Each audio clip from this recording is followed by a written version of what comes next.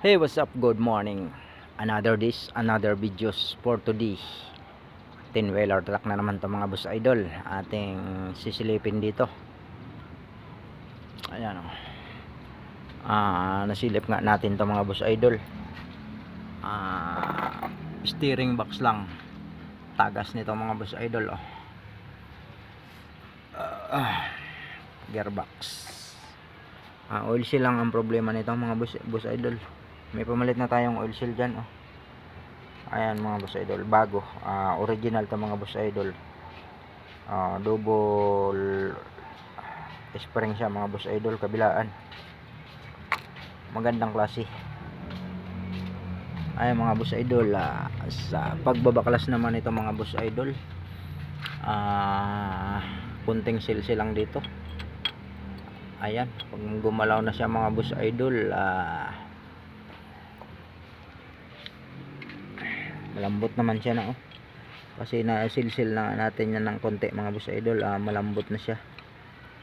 Ayan. So ito mga boss idol, ang video natin to para lang sa mga beginners to mga boss idol, sa mga baguhan. Ayan mga boss idol, kasi sa mga magagaling, basic na lang to gawin. Ayan mga boss idol, importante lang naman natin ingatan to na hindi maikot itong shafting na to mga boss idol, yung pinagkakabitan nito na cross joint nya.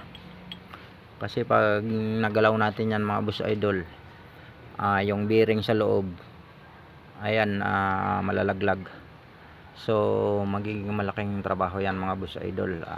Ibababa yung buong gearbox nyan, bubuksan, kasi nga kakalso na yung nalaglag na bearing dun sa loob. Ayan mga boss idol, steering 10-wheeler to mga boss idol, gearbox oh. So ayan lang ang problema niyan mga boss idol. Pag napalitan natin yung oil seal na yan, okay na yan.